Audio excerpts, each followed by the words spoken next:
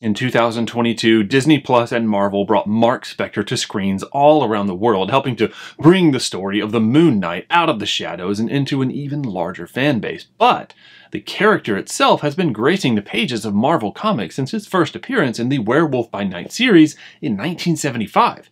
Now, if Werewolf by Night sounds familiar, you can also catch the short film production, also released in 2022, also on Disney Plus.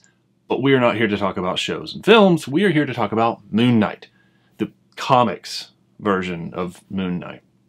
Now, Marc Spector was but a young lad when he began to develop DID, or dissociative identity disorder, where an individual is said to have at least two relatively enduring personality states, often accompanied by large memory gaps from one personality to the next. Now, Marc certainly was no exception to this, as he soon developed the secondary identity of Stephen Grant, and later an additional named Jake Lockley. Marc, carrying on untreated, becomes a Marine and later a mercenary after a discharge. I'm sure one can guess that the life of a mercenary isn't the easiest one, and Marc ends up at the wrong end of a fight with another mercenary called Bushman. Spector falls due to his wounds, and his body is placed at the feet of the Egyptian moon god Khonshu. Khonshu, in exchange for Marc serving as his avatar, his knight, his fist of Khonshu, revives Spector, healing all of his wounds. Now, Marc accepts and becomes a force for good to protect the innocent. Marc Spector becomes Moon Knight. Not imbued with any special powers beyond impressive physical ability and training, Spector does have the support of Khonshu, and as a result does find himself resurrected many times throughout the years as Moon Knight. Now, with all of these resurrections, it only seems fitting that we see multiple versions of the character in plastic form. And today is no exception, with a more modern version for a comic book line that ditches the more common all-white styling in exchange for a nice blend of a black and white theming. Hey everyone, my name is Jonathan, aka JK of JK Collects, and in this episode we are taking a closer look at the Hasbro Marvel Legends 6-inch scale comic book version, Moon Knight.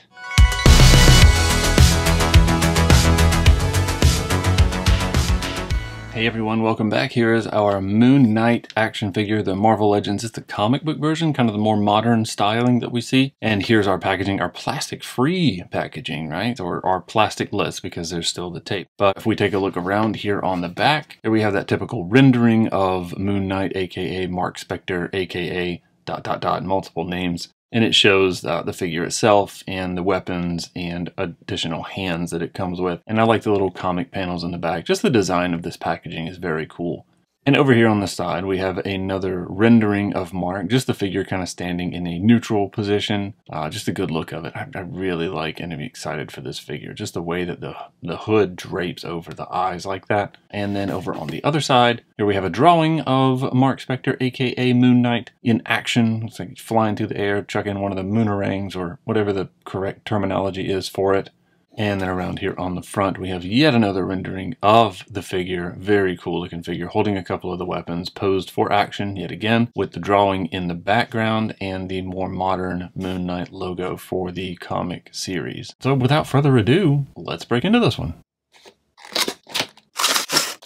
And there it is, Marc Spector, aka Moon Knight, the comic book style, so the most recent release from Marvel Legends. Very cool looking figure just right out of the package. Very excited to have it, as I am with just about anything I pick up, especially at first look. Definitely has a very comic book look to it with all the musculature and clearly seems like a reuse of a body there, but you know what? That doesn't matter. Let's dive into this guy and take a closer look. So first and foremost, looking at the head, right? So that sculpt looks very good, right? A masked head. It's kind of a simple sculpt right there. You just kind of got to have a solid head with that that look of the crumpling around the nose and things like that. Eyes painted white. So it's very simple. And then the hood over it. I do like the way that it's done. It's sculpted very well around it to where it kind of drapes down around the sides. And then the bit that kind of peaks down to draw back to Khonshu, right? The look of the kind of the bird skull. It almost looks like a beak coming down off the top. And then around the back, it's kind of tough to see with it being so bright white, but we can have the little ruffled bit where it would stick out normally to add a little bit more space. That realism of having that where it's not filled by anything, just kind of crumpling down and looking a little wrinkled. So far so good. Let's check out some of the mobility of this head, right? So side to side, not bad, especially considering what we're dealing with. So we've got the hood piece around it, and then we've got the bunched up cape bit that can kind of block it and get in the way. But as you can see down there, there's not much in there. So the cape is overlaid with that open ring on it to kind of allow some opening and movement for the head. Up and down, up, definitely not terrible, right? It certainly looks beyond straightforward. So that's something that is kind of one would think it's a pretty easy accomplishment, but it's always a good accomplishment to see nonetheless. And then down, very good, right? So he's a little shy. He's hiding behind the crumpled bit of the cape, but also depending on how it's posed, looking down like that, very menacing look, right? Not bad. So very good there. But let's see, here is a very good question. It looks like it might be able to do it. Oh yeah, with absolute ease. Very minimal rub that I can feel between the cape and the hood. So that full exorcist rotation seems appropriate for the character. Okay, so moving on to the shoulders, a little stiff I can tell, and with the peg right there, that does kind of want to separate. I don't see a butterfly joint in there, but we do have good rotation in the shoulder, and as you can see, we have that bicep-tricep rotation, which does meet the roundness of the shoulder fairly well. We don't really have a whole lot of odd gapping or spacing happening right there. Be careful with that just because of the size of this, the leverage between the two. With that pin, it can get a little weak. Speaking of pins, we do have a double pinned elbow right here, but that does allow for some pretty good flexibility. Let's see what we can get out of it. Not bad. Musculature is definitely getting in the way on that one and preventing it from being able to go around too much more. And I also don't really want to fight that joint too much because that one's not really wanting to move. Let's try the other arm. Let's zoom over here and see. Basically the same thing. It may have gotten a little bit farther. It's definitely past a 90 degrees. But all in all, the musculature definitely gets in the way because it is that exaggerated comic book style musculature that you see there. And no forearm rotation, but we do have wrist rotation, and this wrist has the up and down movements to it. I like that the bracers are a separate piece that seems to be attached to it. Yeah, it definitely does seem like it has been attached. And then the other arm has that same flexibility and articulation. And then this one is a closed fist for punch, but it does the pronate and supinate, or forward and backward. Whereas this one had that up and down, and it is an open, kind of a weapon-holding, trigger-ish hand right there, okay? Mid-torso, we got the good forward and backward of that U shape in there, and you can hear it click into shape. So back is pretty well bent backward there for some good flexibility. We can click it forward to another position. So there's three total click positions, but then it goes a little bit further down for the crunch. So very good flexibility on that one. I mean, we've almost got almost 90 degrees, probably what, 75, somewhere around there. But as you can see, the sculpting of the abs does go all the way up. So I always like having that detail when we're doing that flexibility. The back doesn't really matter, right? Because the cape's going to be covering it. My cape's a little dirty. But there we go. Waist rotation, excellent, right? So we've got that full rotation. But the thing is once you get past these side pieces, it just boom, pops right out. So one thing to be mindful of in posing, that is unfortunate. Kind of difficult to overcome with something like this without creating the this whole lower piece as a flexible plastic piece that kind of flexes with it. But then it gets a little bit difficult. So, you know, just the way that the lines go on this, these would have to go up and then a piece come across. So I suppose they did the best they could with reusing this body, but hey, maybe that's all the more reason to not reuse it so much. But there we go, not too much of a split going on there. So the Moon Knight split, the Khonshu split's not really happening. We do have upper thigh rotation. We've got a double knee with excellent flexibility right there for limbering up for the battles.